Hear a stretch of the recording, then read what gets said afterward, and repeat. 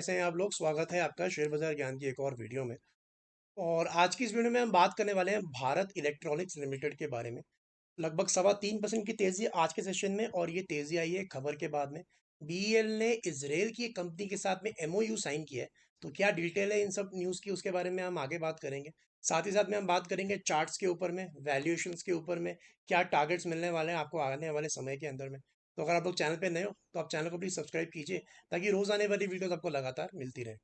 तो खबर कुछ ऐसी है कि एक नया वेपन सिस्टम अपना इंडियन मिलिट्री को सप्लाई और मैन्युफैक्चर करने के लिए इजराइल एरोस्पेस इंडस्ट्रीज के साथ में बीईएल ने एक एमओयू साइन किया है। देखिए, जो डिफेंस का पूरा सेक्टर है वो बहुत फोकस में है। अगर आपने पीछे पीछे न्यूज़ कवर देखा होगा, सो गवर्नमेंट का एक प्लान है to make exports of the defence sector का टारगेट रखा है $5 बिलियन का 2025 तक। अभी तक हम जितने भी वेपन्स हैं मोस्टली बाहर से खरीदते हैं। यहाँ पे अभी बनाना शुरू कर चुके हैं, और अगला टारगेट है यहाँ से बना के बाहर बेचने का, एक्सपोर्ट करने का। So I think this sector is going to be in a lot of focus in the coming time. और इसी का आज का जो एमओयू का न्यूज़ था, उसके बाद में बीईएल के अंदर में एक तेजी देखने को मिली है। तो अगर आप बीईएल के जो नंबर्स है उसके ऊपर भी आप ध्यान दोगे तो लगातार कंपनी अच्छा करती जा रही है। सेल्स पर खाली नज़र दीजिए आप, क्योंकि 2200 करोड़ की सेल जो एक टाइम पे कंपनी ने करी थी, वो आज के टाइम पे स्टेबली स्टेबली 3-4 हज़ार करोड़ के ऊपर पहुंच चुकी है। हाँ, कुछ ब्रेक थ्रू क्वार्टर्स इनके देखने को मिले हैं। इनफैक्ट जो हमेशा मार्च क्वार्टर इनका होता है, जो अगला आएगा अप्रैल में जिसके रिजल्ट्स आएंगे, that is the biggest quarter historically. अगर आप सेल्स के आंकड़ों से देखोगे तो मार्च 2020 का नंबर आप देखो 5,800 करोड़, और मार्च 2021 का almost 7,000 crore, and then March 2022 का 6,300 करोड़। बाकी 3 क्वार्टर्स जो होते हैं साल के, वो थोड़े सबड्यूड होते हैं, थोड़े कम सेल्स प्रोवाइड करते हैं। So it will be interesting to see कि कैसे रिजल्ट्स ये मार्च में प्रोवाइड करते हैं। नेट प्रॉफिट पे थोड़ा सा you have to be a little soft on BEL. उसका रीजन क्या है कि ये एक R&D ड्रिवन कंपनी है, रिसर्च एंड डेवलपमेंट करने वाली कंपनी है। तो उस पर स्पेंडिंग ज़्यादा होती है।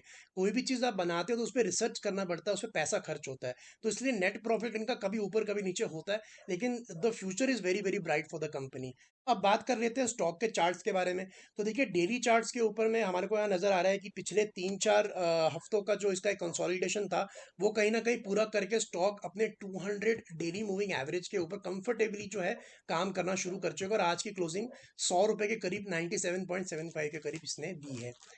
एक बात जो मैं आपको बताना चाहता हूँ कि right now the stock is in a correction mode. वो क्यों मैं आपको बता रहा हूँ, इसका जो हमारे को साइंस मिलता है, दोनों ही डेली और वीकली चार्ट्स के ऊपर में देखने को हमारे को मिलता है। मैं एक ट्रेंड लाइन ड्रॉ करके आपको दिखाता हूँ यहाँ पे, and you can see right now that the stock is making lower highs. ठीक है, जो भी इसका हाई बन रहा है, अगला हाई उसे नीचे बन रहा है, and continuously stock lower highs बनाते जा रहा है। तो एक करेक्शन मोड में है, स्टॉक में कुछ खराबी नहीं है, लेकिन एक बहुत ज़्यादा रनअप के बाद में एक ऐसा करेक्शन देखना हेल्दी साइन होता है और एक नेचुरल चीज़ है। अगर आप पिछले एक साल के अंदर में बीईएल का रिटर्न देखोगे, so it has given a return of 47%। मैंने पहले भी अपनी वीडियोस के अंदर में बताया कि स्टॉक मार्केट में लोग आते हैं विद अ टारगेट ऑफ 12%, अगर आप उनको मिल जाता है साल का, सो दे आर वेरी हैप्पी। तो अगर एक स्टॉक आपको 47% का रिटर्न एक साल में ही दे रहा है, तो आप ये समझ के चलिए कि वो अपने 3-4 साल का काम ऑलरेडी कर चुका है पहले ही एक साल के अंदर में।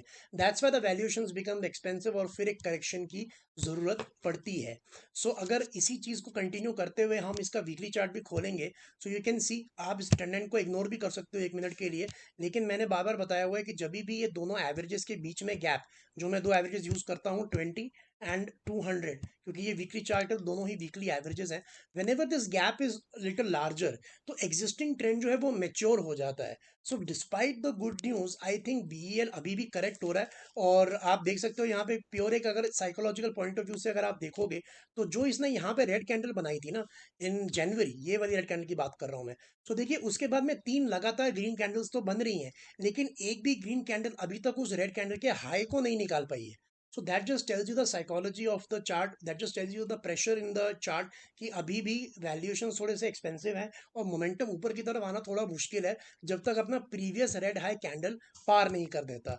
सो आई थिंक 97.75 पे ज़रूर है, लेकिन आई थिंक बीईएल को मुश्किल होगा 105 108 जो है क्रॉस करना।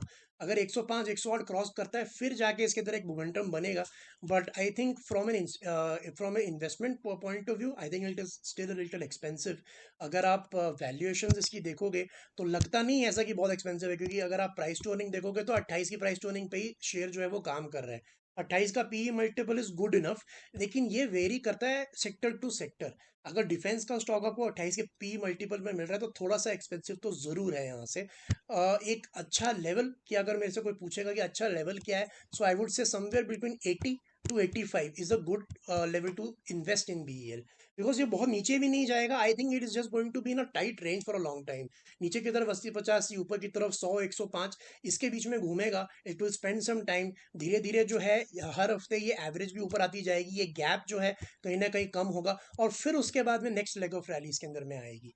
सो ये जो मूव आज चल रहा है I think it's going to be subdued by 105 and 108। दोस्तों ये था मेरा video on BEL. I hope आपको मेरे सारे पॉइंट्स जो है क्लैरिफाई हो गए, न्यूज़ मिल गई। कोई सवाल है आपका तो आप कमेंट सेक्शन में डाल सकते हो। सारे सवालों को क्लब करके मैं संडे को उन सबका आंसर आपको एक वीडियो में बना के दे दूंगा। दोस्तों मैं मिलूंगा आपसे अपनी अगली वीडियो में, तब तक आप अपना ख्याल रखें and all the best guys.